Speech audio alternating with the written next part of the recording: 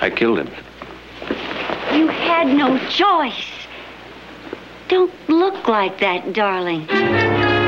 It was the only thing you could do.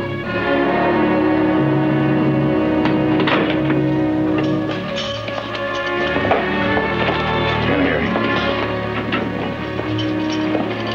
Well, Heath Barkley. What'd he do, rob the Frisco Mint? Shut up, Tedrow. Sheriff, now that this here's such a high-class jail, I'll be expecting a doily on my breakfast tray. I can't help this, Heath. Rules. When Jared gets here, ask him if he knows a smart lawyer. You won't be needing a smart lawyer. You can get away with murder just so long as your name's Barkley. You said you knew Heath Barkley in the mining camps. That's right. How well did you know him? I told you we grew up together. We were friends. Just friends?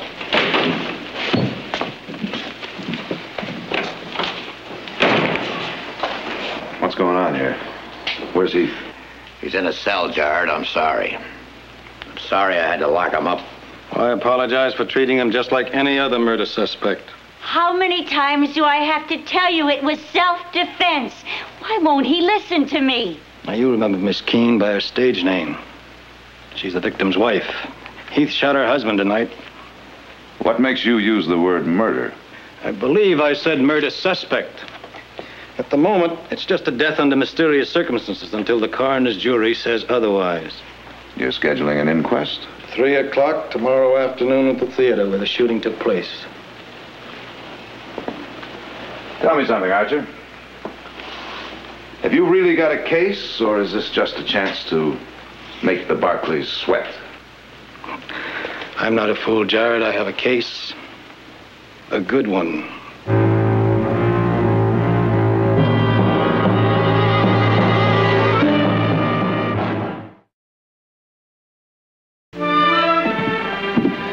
Look, just because you bail me out of jail, you don't have to follow me around. What's the matter? You object to my company? I just want to see Liberty alone. Now, for appearance's sake, it would be a lot wiser for you to avoid any personal contact until after the inquest. Appearances be hanged. Now, I'm not letting Liberty face this alone.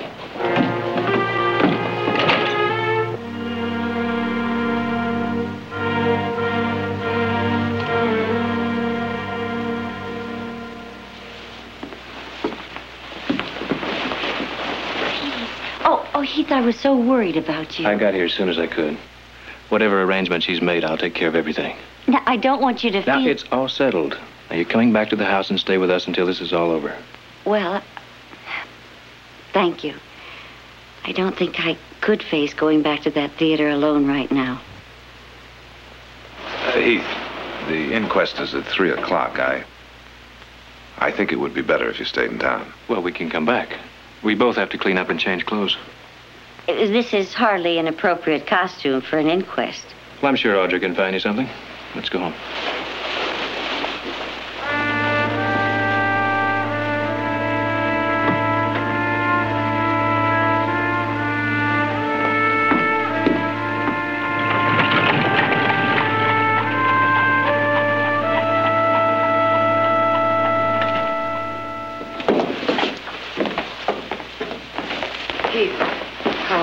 I'm fine, Mother. Is it all straightened out? I'll explain later. Mother, Audrey, this is Liberty Keene. I'm very glad to know you. How do you do? How do you do? I wish we were meeting under happier circumstances. I do, too. I've invited Libby to stay a few days with us. Good. I hope I'm not imposing. Not at all. Oh, what a lovely chandelier. Heath, do you remember the one back in Strawberry? The one in the hotel? You remember the bet I won for Papa? Her father made a bet that Libby could rattle the crystals with her singing. I broke some of them. The money Papa won helped pay for the repairs. Libby, why don't you try and get some rest? Audrey, would you show our guest to her room?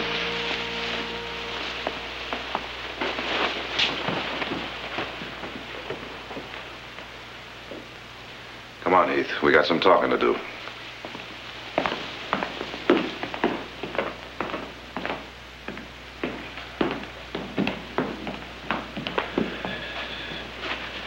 Never get arrested for murder in a pair of tied boots.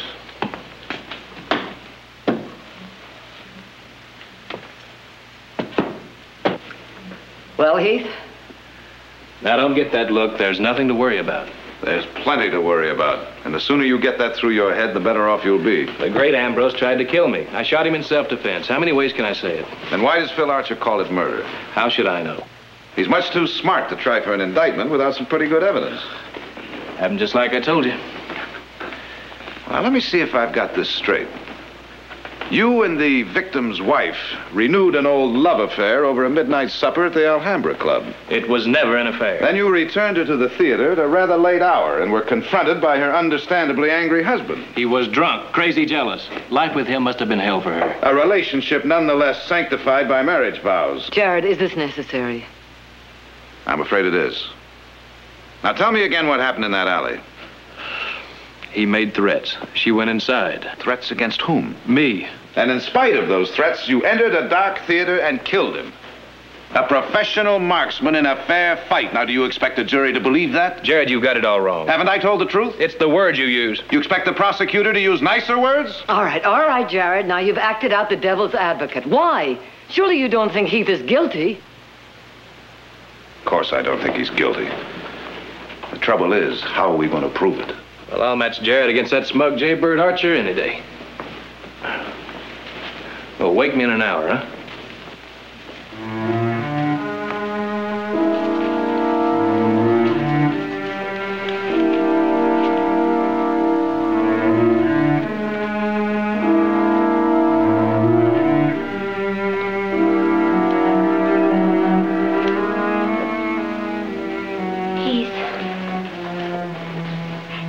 It's going to be all right, isn't it?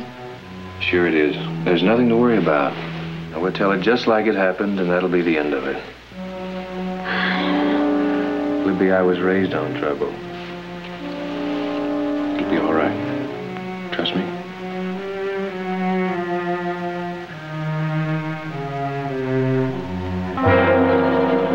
Read all about the murder. Read all about the murder in the theater. Come and get your paper right now. You can't go on shouting about a murder.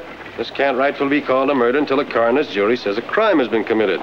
Now, when they do that, then we can legally accuse a suspect. The day this town accuses a Barkley is the day the horn will sound judgment. Well, now, don't sell your fellow citizens short. They're honest men, and they'll hand down an honest verdict without fear or favor.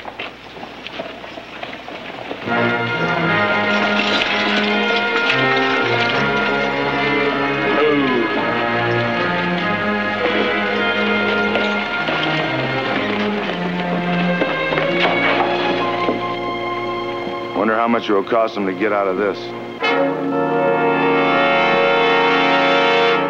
Heath was standing right there, right where you are, with a gun in his hand. Did he say anything? He said, I killed him. I killed him. That'll be all, Sheriff. Thank you. Unless you wish to bring forward any other facts pertinent to this murder.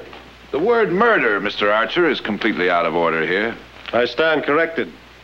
And remind you that any defense of your brother at this time is equally out of order.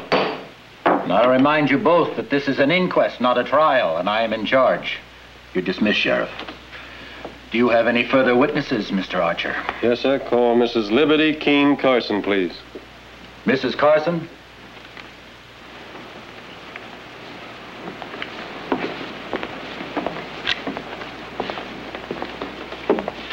Place your hand on the book. Swear to tell the truth as you see it, so help you. I do. Now, you are Liberty Keene, the widow of Ambrose Carson. Yes, sir. And the great Ambrose was billed as the world's finest pistol shot. Is that correct? That's right. Well, isn't it ironic that he should be shot dead in a fair fight? But it was a fair fight.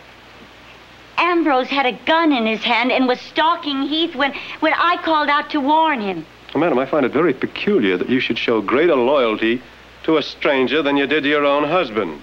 I told you before, Heath Barkley and I are old friends. We grew up together in the mining camps. An old friend who saw nothing reprehensible about a clandestine supper with a married woman? Heath knew nothing of my marriage. I trust the prosecutor will introduce into evidence the fact that the young lady and my brother met just yesterday, for the first time in 7 years. Hardly enough time to hatch a conspiracy, gentlemen. Sir, I have no evidence of conspiracy. Only evidence of a cold-blooded murder. Well, gentlemen of the jury, I'd like you to recall the coroner's report that was read to you earlier.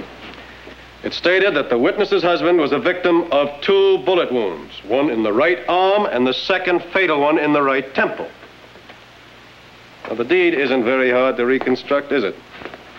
The first shot hit him in his right arm, his gun arm, preventing him from returning any fire with any degree of accuracy.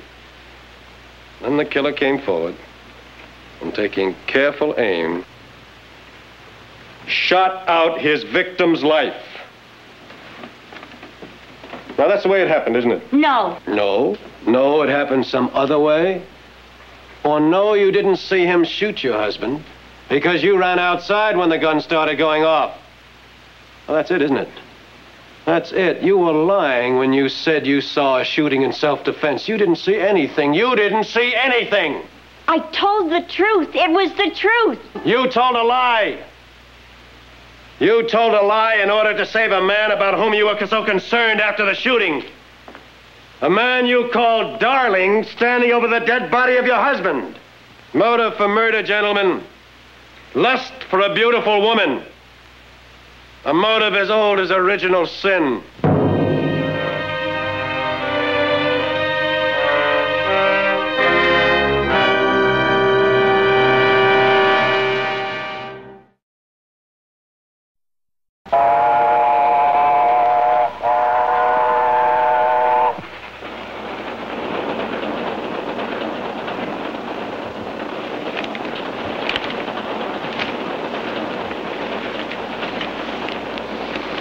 Makes sordid reading, doesn't it? I heard the porter call you Mr. Barkley.